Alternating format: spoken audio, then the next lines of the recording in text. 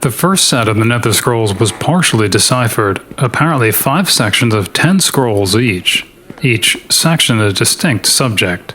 Arcanus Fundare, Foundations of Magic, provided the basics of spellcasting, including the use of cantras, spell components, and the various magical schools. Alright, so Lily leveling up finally to 9th level, and it looks like enough skill points to probably buy both class and cross-class skills. So the usual spellcraft, lore, and concentration, yeah. Enough for 3 cross-class skills, so appraise, persuade, and hip swinging. Alright.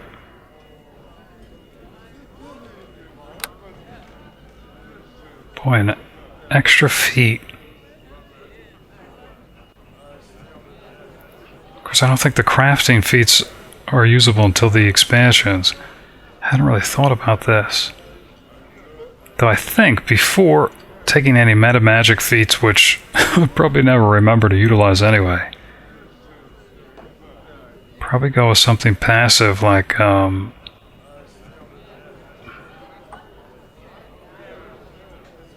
well, what's this? +3 bonus on skill checks for something like concentration or even spellcraft.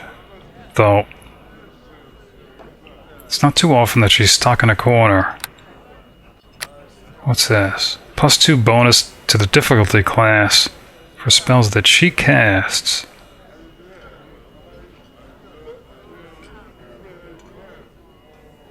That could certainly be good. Can't hurt. What school, though? Probably the most important one down the road will be necromancy. Because they're typically, if they don't make their saving throw, they die. Like Finger of Death, things like that. So you know what? We'll do that. Can't hurt. Alright.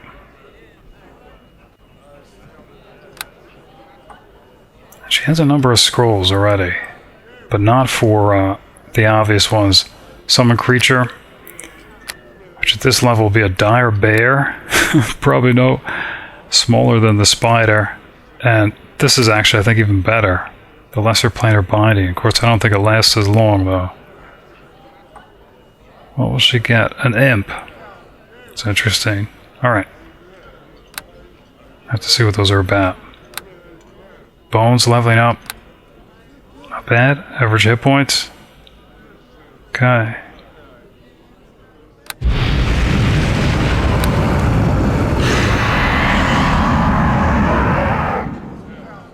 Magicus Creare. Spells of creation detail the creation of magical items, including the creation of items that would become part of the creator, or sentient items. Having copied Kasma's and other scrolls into her book, it's finally time for Little Red. Yes? Is there something you need? I think Lily wanted to speak with Sharwyn, but maybe not with that double-ended blade.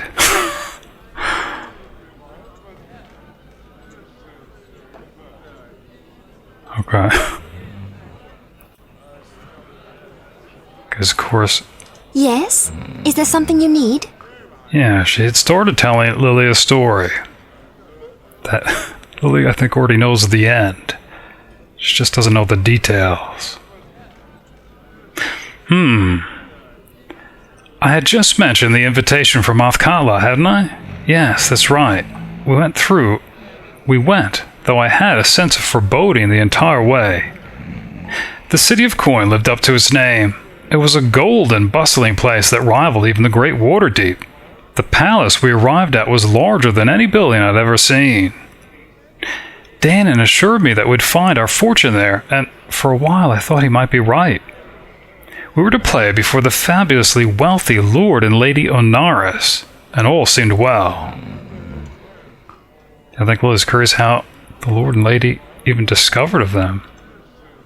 That was my question, certainly, and not one that anybody seemed able to answer. The slaves doted on us, yet simply stared blankly when asked anything. Nothing went wrong at first.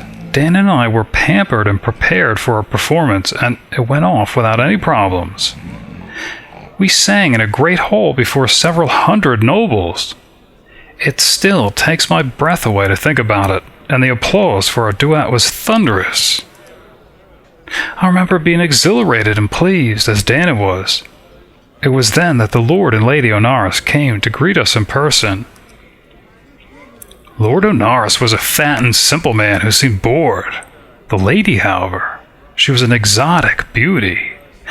Violet eyes, elfin features, an astounding gown. Every man watched as she passed. Boy, horrible options. Of course, Lily doesn't think Sharwyn looks like a hobgoblin. Quite the opposite, which is why she wouldn't even insinuate that she has mediocre looks. Alright, asking why they were invited. Of course I asked why we were invited. Lady Onaris ignored me and fawned over Dannen, saying how she had spotted him in a lovely tavern in Baragost, and I wanted to meet him. I'd been in Baragost too, of course, but I was completely ignored. She cooed over Dannen, and he was flushed with pleasure at the attention. He agreed readily to a year-long contract to perform. Of course, I was not happy about it. Dannen called me later and assured me there was nothing to worry about. Nothing could have been further from the truth. Alright, so I think Lily's finally putting maybe a name to the face that she saw with Lanu. But I think she wants to hear it. Not right away. I fought for him. I thought our love would endure. Things weren't exactly as they seemed, however. That is a tale I'll continue at another time. I tire of thinking about Dan and Lily. She's glad to hear that. Let's do something else. Do something else indeed. Like share a bottle of Neverwinter Black Icewine. Such a small pleasure and hardly an intellectual pursuit. Yes, Lily's still thinking about the Nether Scrolls. One section included Planus Mechanicus, studies of the planes, detailing planar mechanics including how to create pocket planes. Now that would have been more fitting for the Lady of Murder, instead of this horrible little room, a retreat to her luxurious pocket plane, stocked with better cellars and a room for her sweet songbird, who might as well just remain there for her mistress. Another section of the Nether Scrolls included Maior Creare, Major Creations, also known as the Creation Scrolls, detailing the process of creating magical constructs, such as golems, creating living or sentient wards, as well as creating and destroying dead magic areas themselves. Lastly, Ars Factum, or the creation of artifacts, detailed artifact creation leading to one such as the Crown of Horns or the Scepter of the Sorcerer-Kings. It's time for Team Black to reap their reward.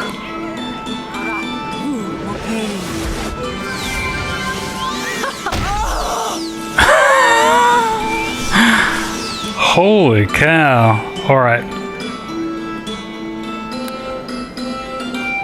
Yeah. He failed the saving throw for Charmed Person, but obviously that initiated hostilities. That must be because of the mod. Holy cow. Unless there's something unique with his character, but I doubt it.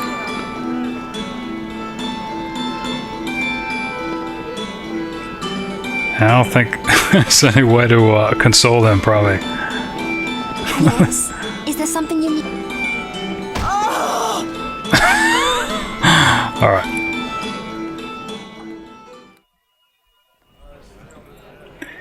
Yeah, I have to say, I'm not sure that... I have to think about it. I'll probably just leave the mod installed because I'd rather have the improved AI as opposed to a discount with the merchants. But I'm surprised that something like that would go unnoticed. Alright. I guess not many people utilize maybe Charm or Dominate Person then. Alright, I'll have to see.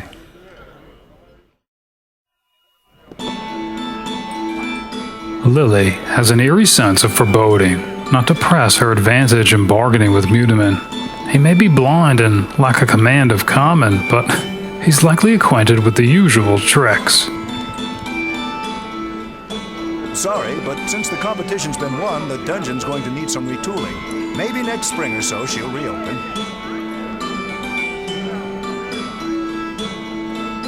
Alright, but of course she only came here to trade. Alright. Okay, while Lily's trading with Mutamin, I'll try to finish up with regard to return to the Tomb of Horrors. At the Fortress of Conclusion, after traversing through what's probably more instant death scenarios than the original Tomb of Horrors, including an encounter with the mother of four-armed gargoyles, the players finally reach the inner chamber that holds Acererak's Phylactery of the Apotheosis and his bejeweled skull. While the Demolich's true form attempts to draw out their souls, the players have to also deal with his Baylor guard, Tarnhem. And they can't simply destroy the Phylactery with good conscience, because it also contains close to 3,000 trapped souls, virtual hostages. In fact, if he can collect only 3 more souls, which he'll likely harvest from the current adventuring party, he can begin his apotheosis immediately. What does that mean? He would become like a god. He would, in a sense, become the negative energy plane itself, bestowing it a consciousness, his own. He'd be able to shift his controlling spirit to any undead creature on any world or plane in existence. Anything that depended on the void would be susceptible to his complete and utter domination. Yet, the only way to free the trapped souls in his phylactery is to also free Acererak's essence. That is, to set him free and not destroy him. I have to say, not only a nice little dilemma, especially for paladins or other good-aligned characters, especially priests, who would face recrimination and possibly abandonment if they even unwittingly obliterated the souls of thousands, but a nice little setup for a third sequel where Acererak returns. Anyway, that's the Tomb of Horrors and its sequel. I know it was quite a tangent from Mutamin's challenge, but I thought it deserved some attention, as it's probably the most famous killer dungeon ever designed. Unfortunately, Mutamin noticed the defect in Gorkan's great axe and wouldn't offer a single coin for it. No matter. Perhaps someone else will. Back upstairs to scribe some more spells into her book.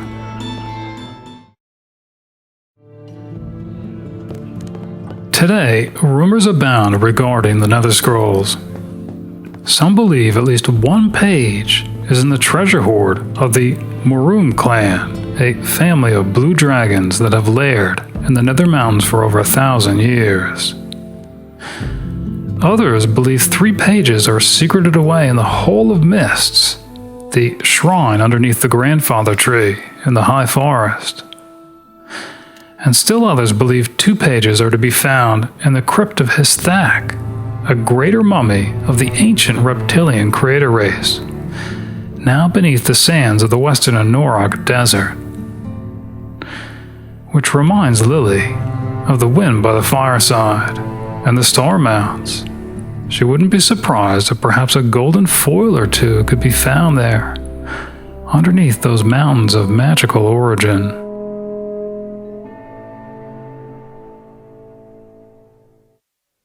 Lily wants to pay Brother Toras a visit. Yes? Is there something you need? Alright, I think Lily telling Sharwyn to wait for her here at the Green Griffon.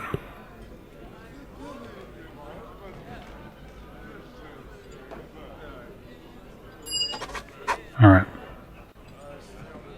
For that, she needs to return for her holy defender.